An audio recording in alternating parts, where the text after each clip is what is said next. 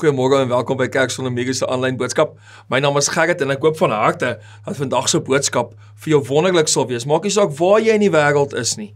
Jy kan ook sommer vir ons bietjie op YouTube gou sê, waar in die wêreld is jy? Ons kry altyd sulke goeie terugvoer van mense waar hulle is. Laat weet bietjie vir ons waar jy is in hierdie Kerstyd. Maar ek gaan vir jou vanoggend 'n boodskap bring oor hoe God in 'n spesiale manier in ons lewens ingetree het deur sy eie aardse pa, Josef. Nou, dis interessant dat Timothy Keller skryf in sy boek The Hidden Meaning of Christmas, praat hy spesifiek daarvan, praat hy nogal van wat ek vanoggend gaan sê in 'n hoofstuk getiteld The Fathers of Jesus. Maar die tema wat ek vir jou vanoggend het is, die God wat kom, die God wat mens word, die God wat bly. Maar voordat ons kyk na daai skrifgedeeltes wat ons gaan kyk na hoe Jesus of hoe God homself deur 'n engel aan Josef openbaar, kom ons bid saam.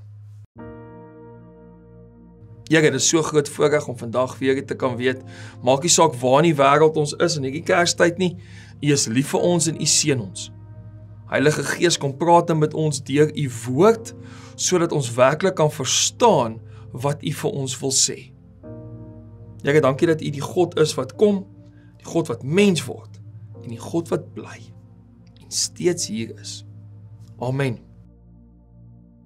Ek wil met jou praat oor 'n amper vergete ontmoeting wat een van die Nuwe Testamentiese figure, 'n man met die naam van Josef, Jesus se aardse pa, Maria se man, gehad het met 'n engel. En die rede hoekom ek dit sê, is gewoonlik wanneer ons dink aan Kersfees en die Kerstonele, dan sien ons aan die engel wat Maria besoek. Ons sien die engel wat praat met die herders op die oop velde. Ons sing dit so lekker, herders op die oop velde. Ja. Ons dink baie aan daai engele ontmoetings. Maar ons vergeet, Josef was ook ontmoet. Hy was ook ontmoet deur 'n engel wat hom 'n opdrag gegee het. En ek gaan spesifiek fokus op hierdie teks. Ons vind dit in Matteus 18 of 1 vers 18 tot 23. Ek gaan vir ons lees uit die 1983 vertaling. Hier volg nou die geskiedenis van die geboorte van Jesus Christus.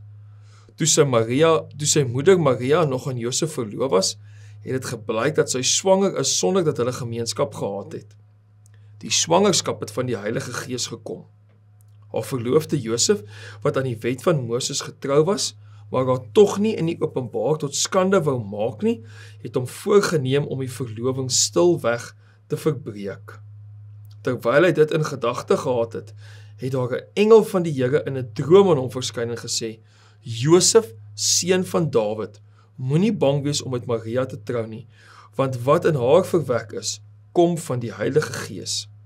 Sy sal 'n seun in die wêreld bring en jy moet hom Jesus noem, want dit is hy wat sy volk van hulle sondes sal verlos. Dit het alles gebeur sodat die woord van die Here deur sy profeet gesê het vervul sou word. Die maagd sal swanger word en 'n seun in die wêreld bring en hulle sal hom Immanuel noem. Die naam beteken God met ons. So Josef word so dikwels die stil figuur by die kribtoneel. Die een wat in die agtergrond staan, die een wat stil is. Hy praat nie, hy sing nie 'n Magnificat soos wat ons so 'n paar weke terug gehoor het in Lukas 1 vers 5 vers 46 tot 55 nie. Daar's nie 'n Magnificat nie. Hy's 'n stil figuur. En ons sien ook later dat toe Jesus se bediening begin, word hy glad nie genoem nie, wat ons laat aanvaar. Hy's oorlede nog lank voordat Jesus met sy bediening begin het, sy aardse bediening begin het. Hy praat nie, hy sing nie, hy vra nie vrae soos Maria nie. Hy staan daar, stil, teenwoordig, gehoorsaam. En in sy ontmoeting met die engel van die Here in 'n droom, kom ons agter dat iets spesiaals besig is om te gebeur. Die eerste ene is, Jesus is God. Hierdie Kerstyd moet jy dit aanvaar as 'n totale waarheid. Jesus is God. Die tweede een is, Jesus is mens. Volledig mens. En die derde een is, hy is Immanuel. Jesus is met ons. Hy is die God wat hier is. As ons kyk, Matteus 1 hierdie vers 22 en 23 praat spesifiek daarvan dat Jesus sal die seun van God wees. Nou hoor ons in Jesaja 7 vers 14 die volgende. Die Here sal daarom self vir julle 'n teken gee. 'n Jong vrou sal swanger word en 'n seun in die wêreld bring en sy sal hom Immanuel noem. Dit beteken God is met ons. Hierdie is die diepste en die mees ontwrigtende aanspraak van die Kersverhaal. Is dat hierdie God wat ons dien, stuur sy eie seun self. Hy kom self. Jesus is God. En dis ontwrigtend, want dit beteken outomaties dat daar intellektuele waterskeiding gebeur. En ek gaan met jou 3 goeters noem, wat dit beteken vir ons as gelowiges vandag, as ons kyk, as ons sê, Jesus is God. Die eerste een is, daar is 'n intellektuele waterskeiding. Jesus is nie net 'n leraar of 'n profeet nie. Hy is God self wat mens geword het. En as dit waar is, verander dit alles. C.S. Lewis het gesê, Jesus het nooit gesê hy is 'n profeet nie. Hy het gesê hy is die seun van God. En as dit die waarheid is dat hy gesê het hy is die seun van God, het ons net een van 2 opsies. Hy is of mal, of hy was reg. Want as hy verkeerd is, dan was daar iets fout met hom. Want een of ander psigose gehad waarvan ons dalk nie geweet het nie. So as Jesus definitief die seun van God is, dan is die implikasies daarvan dat daar intellektuele waterskeiding gebeur. Wanneer Jesus, maar nou Matteus sê, Jesus is Immanuel, sê hy nie, hier is 'n inspirerende leier nie, hy is nie besig om te sê, hier is 'n moreel besonderse mens nie, of 'n profeet nie. Hy sê, God self het in ons wêreld ingestap. En dit is die intellektuele waterskeiding. Jy kan nie meer middelgrond hê oor Jesus nie. Hy is of die seun van God, of was iets fout met hom. En as jy sê daar was iets fout met hom, dan sal ek nogal versigtig wees om te luister na sy lewenslesse. Vir my as gelowige, het Jesus nie 'n klomp lewenslesse wat hy vir ons gee gelyk aan die Boeddha en Sokrates of wie ook al nie. Glad nie. Hy is die seun van God, hy is God self. En dan glo ek in hom net vir dit. En dit is die aanspraak wat hier gemaak word, is God kom na die wêreld toe. Hy is of Jesus is God, of hy is absoluut niks vir jou. Die tweede ding wat ons moet sê, is dat dit kon ons dalk 'n persoonlike krisis gee. As ons gesê het dat daar as gevolg van Jesus wat God is, intellektuele waterskeiding gebeur, dan besef ons ook dat jy 'n persoonlike krisis kan beleef. Wanneer Josef hoor dat die kind van die Heilige Gees is, word sy hele lewe ontwrig. Is vandag nog so, as Jesus God is vir ons, word ons lewens ook ontwrig. En ons kan 'n persoonlike krisis daaroor beleef. En jy kan dalk 'n persoonlike krisis beleef, omdat jy sê, maar joh, as ek Jesus moet aanvaar as my verlosser en saligmaker, dan beteken ek moet op 'n ander manier leef. Dit gaan vir jou 'n persoonlike krisis wees. Dit beteken jy moet opofferinge maak om anders te leef. Maar dan is dit omdat jy vas oortuig is, Jesus is die seun van God. Hierdie inkarnasie bring elke mens op 'n punt waar jy moet besluit, wie beheer jou lewe? Ek of God? Is dit ek, of rig ek my lewe in die rigting van die God wat my gered het? En dit moet 'n bietjie van 'n persoonlike krisis wees. En ek is nie iemand wat sê, almal moet radikaal tot bekering kom, soos wat baie ouens doen op video's aanlyn, en praat oor hoe sleg hulle lewens was voor hulle Jesus ontmoet het nie. Dis een manier van vertel wat dit was. Daar's baie mense wat tot hierdie persoonlike krisis gekom het, en hulle het baie goeie lewens gehad, en gehoor wat Jesus se boodskap is, en dat hy die seun van God is. En gesê, maar dit beteken ek hou nou vas aan die seun. Jy hoef nie hierdie lewe te gehad het waar jy die hofste persoon was in die hele Pretoria waar ook al in die wêreld jy is nie. Maar dan moet 'n oomblik wees wat jy sê, ek kies. Ek kies. So dis okay om 'n bietjie van 'n persoonlike krisis te beleef, want jy vra dan die vraag, hoe lyk my eie lewe? Josef wou eintlik skei. Die engel sê vir hom, moenie. Dit lei daartoe dat selfs Josef in gevaar sou wees met sy reputasie. en hy aanvaar dit. Ons sien hier dat Josef deur hierdie persoonlike krisis werk. En die engel daag op en verander vir hom alles. As hy God is, sê Josef, dan is ek nie. En ek is onderdanig aan hom. As Jesus God is, dan beteken dit ook terselfdertyd dat daar 'n vreeslike groot hoop is wat in ons lewe is. God het die donker wêreld nie van 'n afstand dat dit raak gesien nie, hy het ingekom. Tweede is, God het nie 'n boodskap gestuur nie, hy het gekom. God het nie net gepraat nie, hy is teenwoordig. En dit beteken dat daar groot hoop in ons kan leef. Jesus as God sê vir ons, daar's hoop vir die wêreld, daar's hoop vir die mensdom, daar's hoop vir almal. En hy word gebore deur 'n man wat baie braaf is as 'n pa, 'n aardse pa vir hom, en 'n ma wat 'n tienermeisie eintlik is, wat sê, ek gaan die Here verheerlik vir dit wat op pad is. En dan word kerk soos nie net sentimenteel met liggies nie. As jy Jesus besef, Jesus is God, dan is dit nie net meer 'n sentimentele oefening waar ons kersgeskenkies uitdeel nie, maar dit is 'n anker vir jou lewe, en dit is vir my 'n persoonlike anker.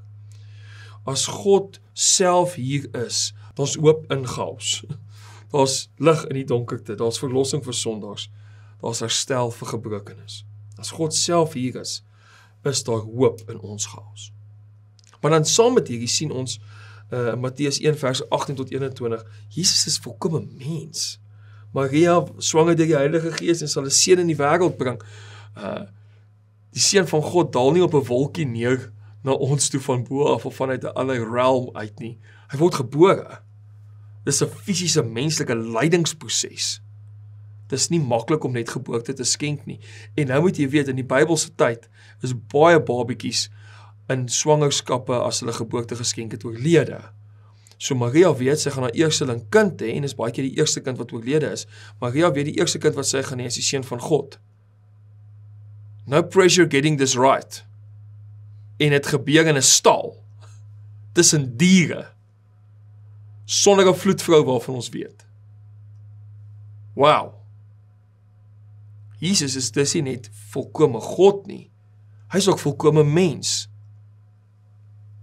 Die tweede groot openbaring aan Josef is net so radikaal. Die een wat God is, word volkome mens. Is nie 'n illusie nie, is nie 'n masker nie, hy beleef pyn, hy beleef lyding, hy beleef alles soos ons het beleef. Ek is seker, daar was 'n paar oomblikke gewees, wat Jesus se pa, se aardse pa, Josef, hom as 'n klein seentjie moet sê, dit is nie hoe 'n mens dinge doen nie. Regte vlees, hy's regte bloed, hy's regte trane, hy's regte pyn. En dit beteken dat daar 3 implikasies is. Die eerste een is, ons is nie in 'n paternalistiese lewe van diens nie. Jesus word in nederigheid gebore, nie in 'n paleis nie. Diens in die koninkryk beteken dat jy oor grense kan gaan, want hy gaan oor grense. Hoor 'n bietjie wat sê Filippense 2 vers 5 tot 8. Dieselfde gesindheid moet in julle wees wat daar ook in Christus Jesus was. Hy wat in die gestalte van God was, het sy bestaan op God gelyke wyse nie beskou aan iets waaraan hy hom moes vasklem nie, maar hy het homself verneder deur die gestalte van 'n slaaf aan te neem en aan mense gelyk te word. En toe hy as mens verskyn het, het hy homself verder verneder.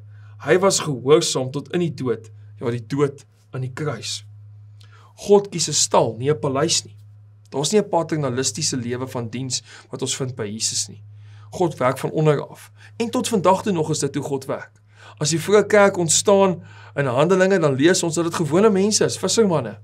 En so kom daar mense van ander dele van samelewing in om hierdie evangelie, hierdie wonderlike goeie nuus te verkondig.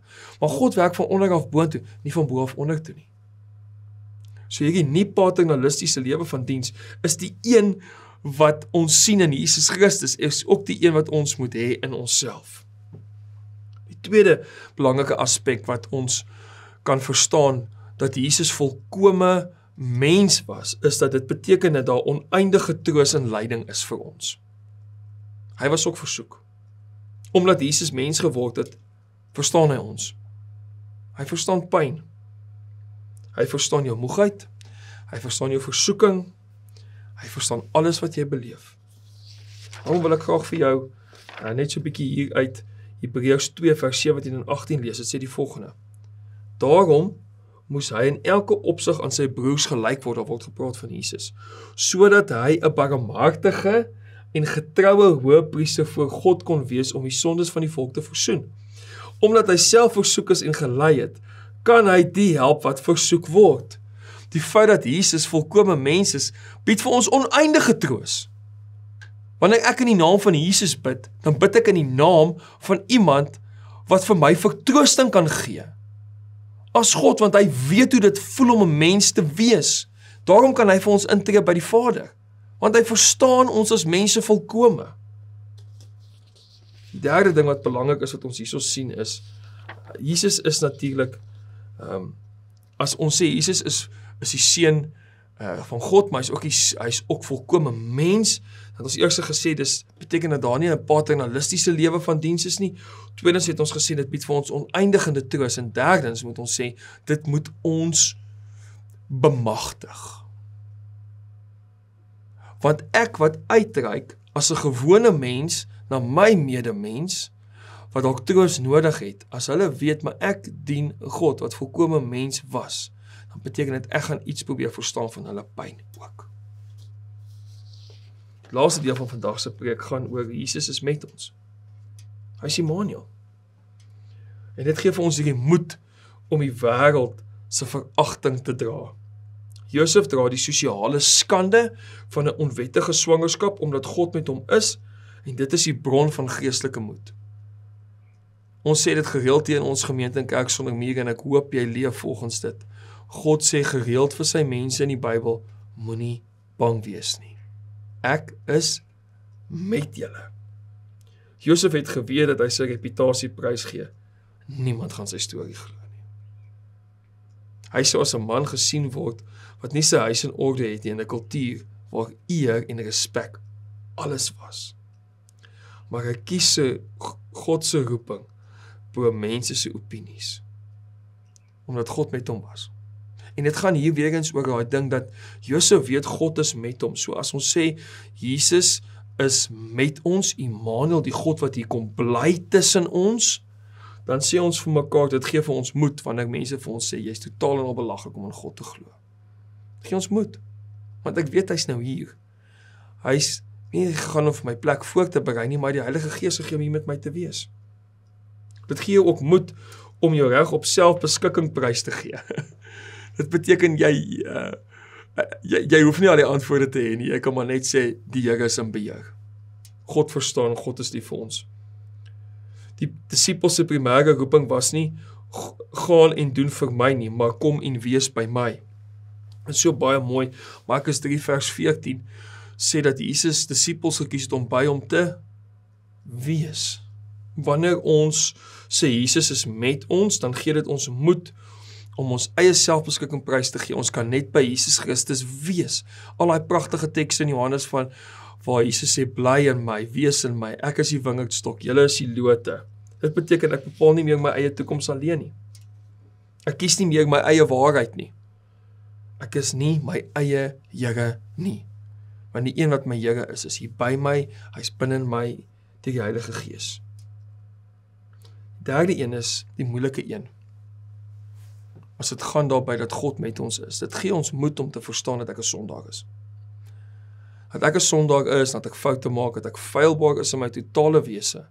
Dat dinge waaroor ek dalk 10 jaar gelede ook oortuig kan wees, is ek dalk glad nie meer oortuig nie, want ek besef dit was 'n groot fout wat ek gemaak het. Hy sal sy volk van hulle sondes verlos, sê die engel. Verlossing. In 'n wêreld wat dink ons al die antwoorde. Het gee my moed as 'n gelowige om te sê, Jesus is met my.